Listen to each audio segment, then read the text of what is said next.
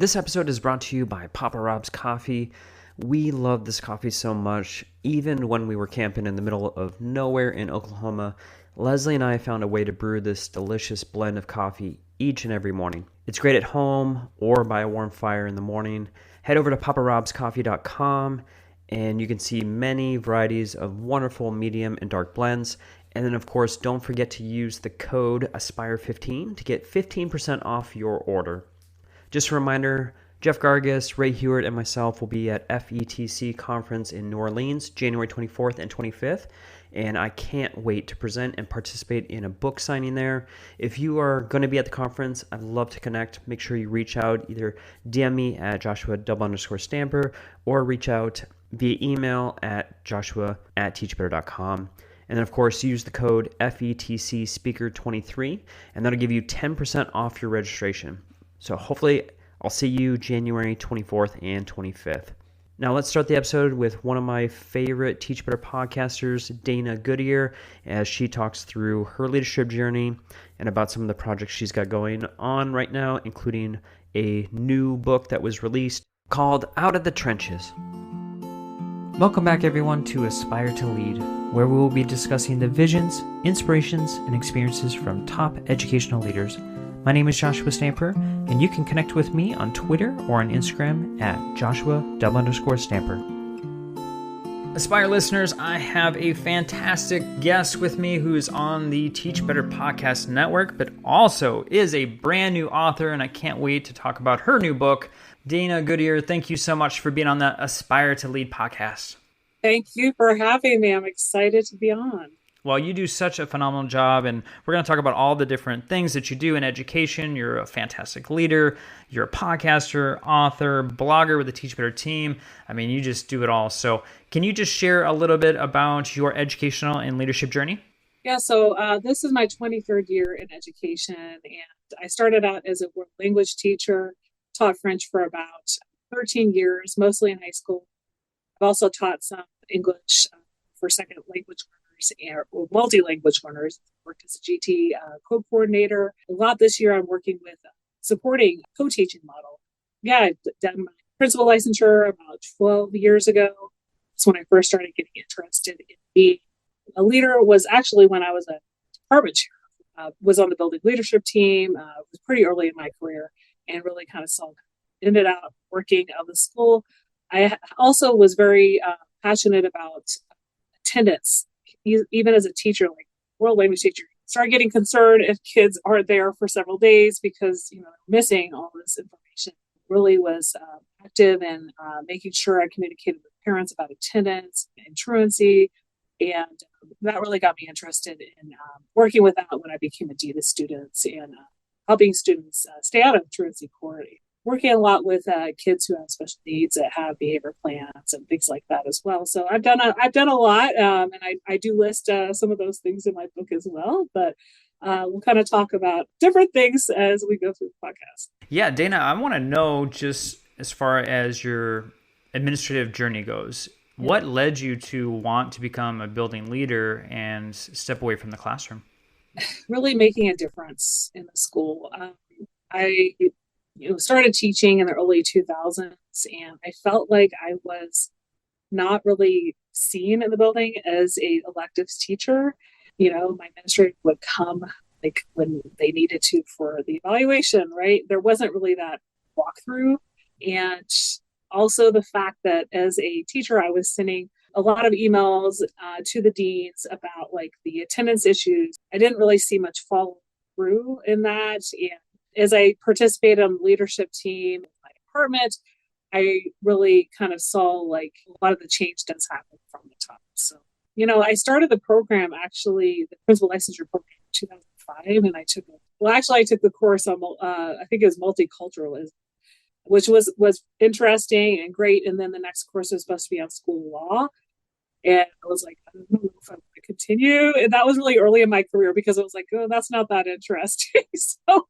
So I kind of let that, like, put that aside and then picked it back up 4 years later, actually. So, because I was like the politics, school law and all that, that sounded kind of dry. And like, I wasn't really ready to do another like master's level program that early in my career. So I picked it up when I was ready and kind of had more of that experience in the classroom and being kind of a department chair and things like that.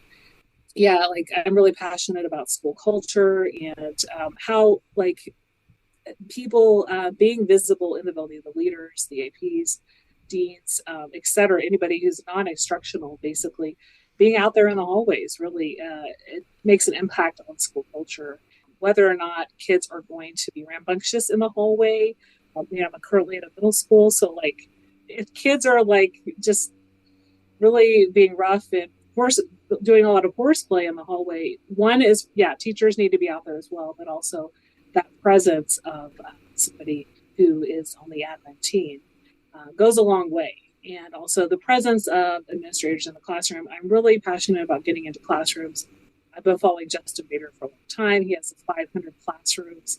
Hashtag, it's been a goal since like 2017 to get into 500 classrooms a year. So you just have to plan it and things come up. Like you can never know like how your day is going to go. But like, use a tally list, use a checklist, make sure you're using something to either send an email to the teachers or, leave a sticky note, some way to communicate with them. That way they get used to your presence and it's not like an aha or a gotcha when the admin shows up for a formal evaluation or walkthrough. Yeah. And we just had that conversation with the Teach Better Mastermind, and you're part of that group. And I remember you sharing that out about the 500 different walkthroughs. And I think that's just a fabulous goal for any administrator, because it's so important to get in the classroom, to be able to coach your teachers and be a resource for them. I want to talk about the elective piece for you. You were a teacher, like you said, that was in the elective realm. Did you feel like you had to prove yourself because of the subject that you taught and that you could be a building leader someday?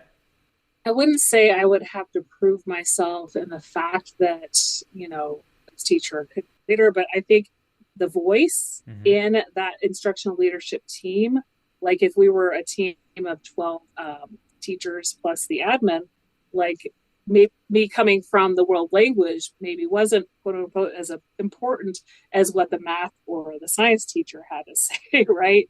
Because they were the subjects that were tested on the state mandated tests. So that's kind of where I felt like I maybe needed to prove myself more.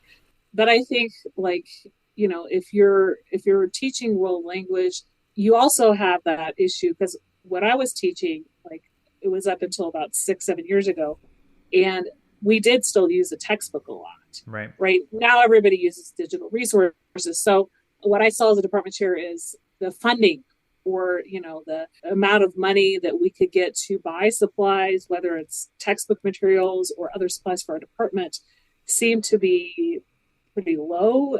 It's frustrating, especially when we needed to replace things. I felt like if we weren't seen in that realm, it's like we do need more money for a lot of schools don't see the electives maybe as being that place where we need to put our money in. There's a lot of studies where you can use a second language, how you can use that later on in life, but also it helps with many other subjects that you're learning in school, especially language arts and critical thinking skills.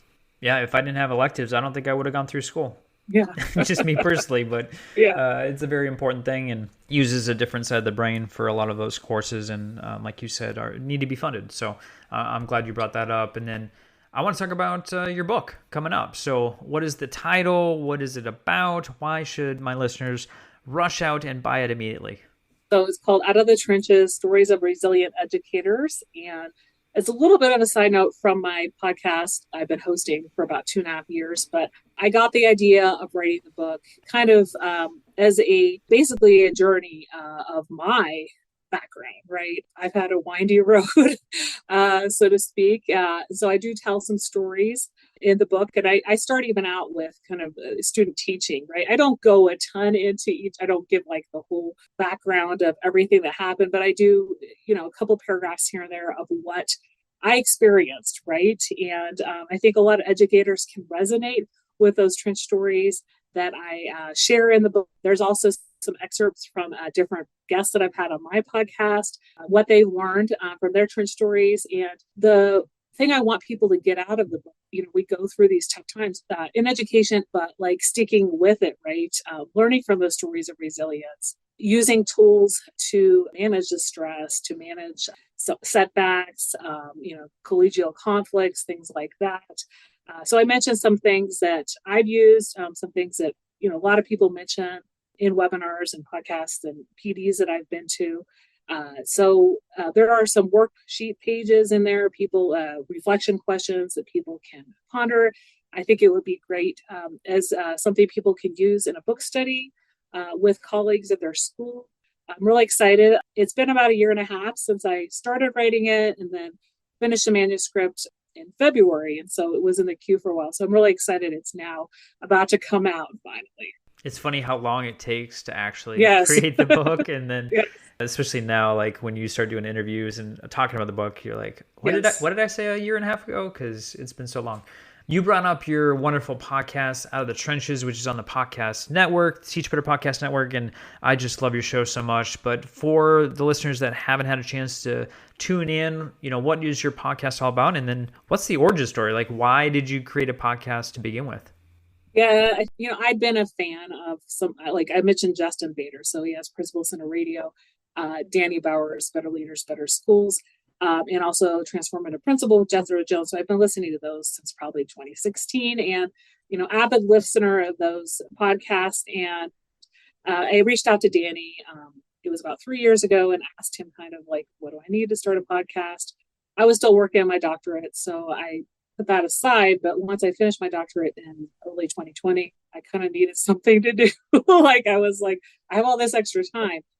And I have that desire to reach out and like see like where this could go. And I had that idea, like I'd had these trench stories or these, these rough patches or what you want to call them, valleys and mountains in my career. So I wanted to have that as that leading question for guests, like, tell me a time you were in the trenches and managed to crawl out. And so I do a pre-chat with my guests, and I always ask them to think of a story that they want to share on the podcast. A lot of people share something from earlier in their career. Sometimes they share, like I did my first season during the pandemic. So some people shared how it was as a leader or superintendent, mandates and restrictions, and navigating that during the pandemic.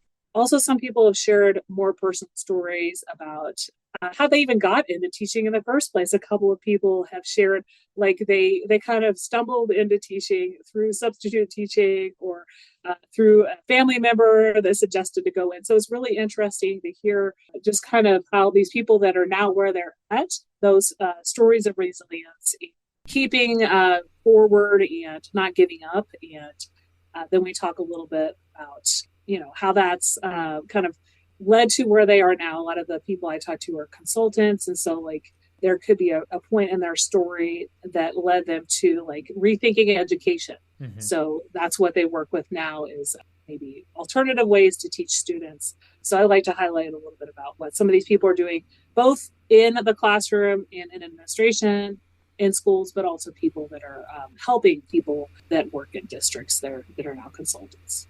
Yeah, you talked about your blogging and how you wrote something about your podcast, which you blog all the time. And I feel like every time I look on the Teach Better website, there's a new blog from you. And I love it so much. And you touch on a lot of different leadership topics. So, for those who are looking for additional resources, will you just share maybe a couple blogs that, topics and things that you write about and what you're passionate about? So sometimes I write about stuff that I'm kind of running into in the now, I would say, kind of being in the building. Something that I did write about recently was not leaving late hires in the dark. And it kind of is also something that we saw last year as well, with a lot of people that were coming in late, or mid-year hires, or, you had people quit whenever during the school year, which is a little bit less now, but like, how can you welcome people? How can your admin team and the admin assistants set up a welcome packet for new hires that start anytime during the school year? I also talk about like communications with stakeholders. I know that's the topic now on the Teach Better Mastermind. Yep. So how can, we reach out to our stakeholders, invite them in for not only those open houses and those parent nights at the beginning of the school year, but how can we forge those partnerships with our stakeholders as well? And, when it comes to fundraising, having students get community service hours. I wrote in September about making your mark on students in your building. And that's kind of in general as an educator, building relationships with both the students, with your colleagues as well, but being non-reactive, right? So not letting maybe some students' attitude or comment get that don't take it personally, right? And then how to build empathy. I've written a lot on kindness, empathy, especially around the World Kindness Day in November. But yeah, there's sometimes it's around a theme, but it's also around like just acts of kindness. Things like I wrote in May, like I was gifted a lunch when I was at Chipotle from a stranger. Maybe it was because I saw my school ID badge, but I was like, I just didn't expect it. So I wrote a blog post about it, like, don't take these acts of kindness from random strangers for granted, right? And sometimes people show appreciation in different ways. Mm-hmm. This podcast is a proud member of the Teach Better Podcast Network. Better today, better tomorrow, and the podcast to get you there. You can find out more at teachbetter.com/podcasts. Now let's get back to the episode. I want to go back to your blog on late hires. And I know this might be a little bit different direction because you were talking about in that piece about, making sure that they feel like they're a part of the building culture and knowing and making sure that they have all the resources they need. But I'm also thinking, there's some that retire mid-year or maybe they're transferring to a different position, whatnot, and they're looking for a late hire in the middle of the year. What are some pieces of advice that you would provide our leadership listeners to find the best fit for your building at such a late date? So I really think it's good to have those needs identified. Let's say you are replacing a retiring teacher. You're not going to have somebody that's going to be exactly the same. Sometimes, like, for example, my student teaching, I finished in December. I didn't. So we could have somebody who's graduating in December. And just kind of identify the traits of what you're looking for that team. Right? I think if you're, let's say, replacing a social studies teacher, meet with the team, find out kind of what the needs are, what can they add to that team. So have those identified and then go through your list of candidates. You might not have a huge list of candidates, right? Also seek out ways to look for candidates elsewhere. I know a lot of districts don't tend to advertise on places like Indeed and LinkedIn. Yep. But if you are desperate for a teacher mid-year, it's better to advertise other places than just district websites. So I experienced that as a department chair of world languages one year when we didn't have 2 Spanish teachers and we needed long-term Spanish teachers as subs the whole year. So I think it's also really important to have that time for that teacher to get acquainted with the school culture, because whether it's a brand new teacher or somebody who's taught a few years or a veteran teacher, kind of let them know the expectations, like, does your school year's PBIS? Right. What are the expectations for management in the classroom versus sending them down to the office, kind of find out what their ideas are. And some of these could be part of the interview questions, but also you don't know, like they might answer certain things during an interview, but in real life, it might be totally different. So as an admin, make sure you're really touching base with them a lot the first couple of weeks they're in the building, asking if they need anything. Have sort of a mentor teacher there. You might not want to label it as a mentor teacher if they're a veteran teacher, but have somebody there that can kind of be that buddy teacher that can help them find what they need, whether it's supplies, whether it's copy, code, or any of those things that are in the building, right? And make sure there's like an admin assistant who walks them through the building and shows them the key people that they need to know in the building the first day. So they're not kind of like using a school map and trying to figure it out all on their own. So I think one of the most important things is to really welcome them as a member of the staff so they don't feel like they're a sub or a long-term sub. I did get some comments when I shared that blog out, but there are people who have experienced like that feeling of being a sub when they were actually hired at a weird time during the school year. Yeah, I think you make a great point because a lot of folks are inheriting a lot of practices and things that happened out of their control, that were systems in the classroom with students that they're trying to build a relationship in the middle of the school year. It's a difficult time for that person coming in. So I love that you're talking so much about providing for them and not making them feel like a substitute, because they're not. They're a part of the staff now, and you want to make sure that you have open arms and embracing them as a new staff member. So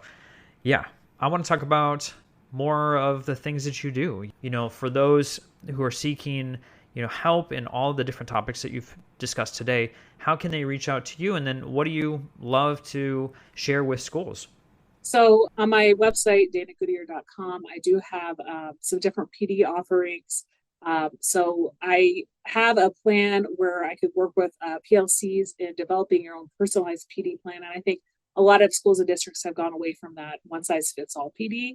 A lot of teachers, we know about a certain thing that a school maybe wants to focus on. Let's say it's inquiry-based learning or differentiation, right? We need to kind of survey and find out like who needs this, who can go to a different level. So it might not be within your PLC, but it might not be in your subject area. So kind of how do you build that plan, whether it be individual or in groups?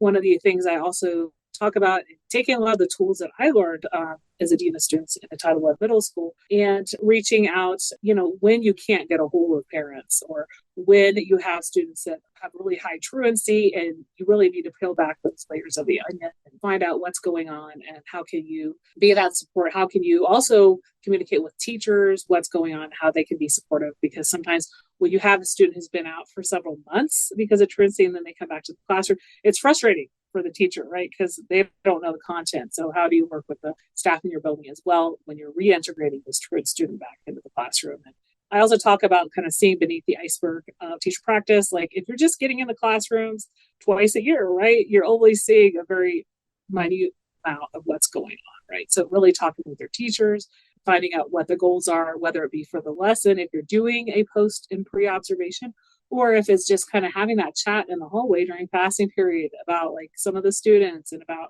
their teaching practice and what makes them tick as a person. So, not just being that administrator who just sees the tip of the iceberg. And those are things, some of them I've learned from some of the courses that I've done through the Principal Center, and really enjoy some of that instructional leadership practice that I've gained just by following that 500 classroom motto.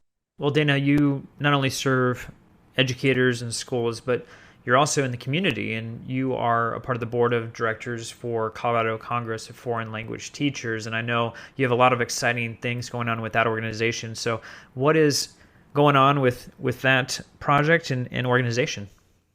So I've been on the board for that organization for about 2.5 years, since June of 2020. And although I'm not teaching a world language right now, I wanted to, let's say, give back, right? But we, one of the big things is a conference that we put on in February. And for the region, it is one of the biggest conferences. So we're hoping for at least 250 attendees. At the largest, it's been about 400. So we did have close to 200 last year, beginning of 2022. And I'm responsible not only for the social media promo, but also for the exhibits. So the last year's exhibits chair is now the president-elect. So I've been contacting exhibitors.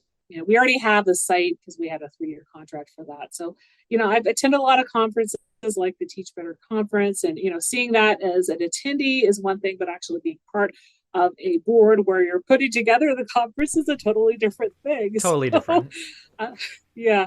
And like last year, I'm probably going to present 3 different sessions. I'm going to do a session as well on some of the stories and some of the excerpts from the book.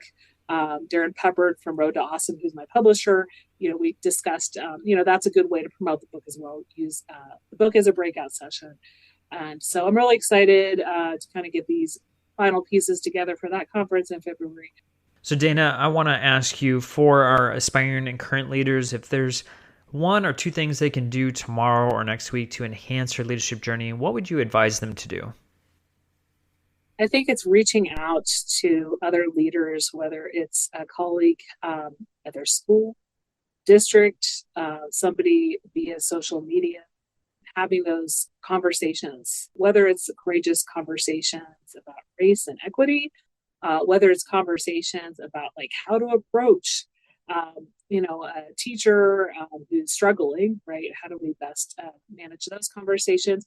Or it's talking about, student that we had in our office and, really reaching out to others, finding out how do we navigate this path, because we don't have all the answers. I think sometimes when you try to like either answer a parent in a phone call or give an answer to a teacher, when you're not sure, you can make a mistake. So I think it's better sometimes to say with you within the 24 hours, and have that conversation with a colleague and how would they approach that issue, right? So I think Mastermind is a great place for leaders to kind of weigh in on some of these topics. It's not a job that you can do alone. It takes a village, and that village can be in your school or district, but I also like the fact that you can rely on people that are scattered throughout as well, like that non-biased opinion. You're not in your same organization. For those who are listening and want to expand their network, how can they reach out to you and connect on social media? So I mentioned my website, danagoodier.com. I'm on Twitter at Dana Goodier. Also out of Trenches PC on Twitter and Instagram. I'm on LinkedIn, Facebook, and Road to Awesome website is where you can purchase my book. It'll be on Amazon. Trenches, Stories of Resilient Educators. Dana, I just love being connected with you, not only with the Teach Better Podcast Network, but all of the many things that you do for the Teach Better team, having you at the conference. And before we end our conversation, I just want to get your perspective on Teach Better 22. I did write a blog post about that too. So of course you one did. of the things, one of the things that I felt like, it was kind of that class reunion where like you're seeing all these faces, and some people, you'd communicated a lot with in the Zoom meetings or Mastermind, et cetera. But some people like I'd had on the podcast and I couldn't always place the name with the face. And I think some people had that as well. But like it was a whirlwind, quite a whirlwind for 2 days. Me being on Podcasters Row, like I didn't get to see all the sessions, but like you had the opportunity to learn from people in the field, but also experts in different areas. You also had great keynotes, and it was a smaller like a group, right? And so we had the opportunity to network. It wasn't like you get lost. Like I've gone to the National Conference for World Language Teachers, ACTFL, and it's like, several thousand, and you just get lost in those huge conferences. So I really liked just the fact that I was able to connect and talk with people. We have these networking events in the evening at the different breweries and stuff. So I really hope that there's going to be a Teach Better 23. There will be no announcement on this podcast about that, but I loved the conference. I think I've said that quite a bit on my podcast. It was such a joy. And then also having you a part of Podcast Row was phenomenal. And to see so many amazing educators and leaders, I definitely want to see Teach Better 23, but that's just my opinion. So we'll see if there's an announcement for that coming soon. And Dana, I just appreciate you in so many ways. And thank you so much for being on the Aspire to Lead podcast. Well, thanks so much for having me on.